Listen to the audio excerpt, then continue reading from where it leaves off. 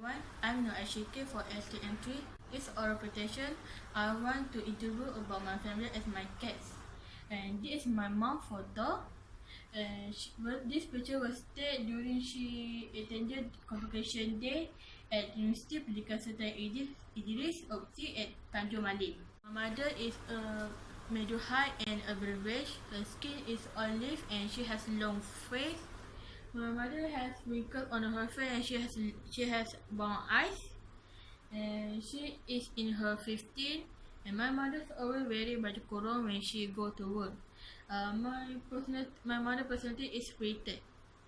This is my brother photo and his name is Muhammad Zulfikri. As you can see, he is medium height and average. And his skin is tan and she has a long face. He is in 35. She always wear the t-shirt when she goes somewhere. His personality is strict. This is my cat. It's named Nomi. It has big eyes.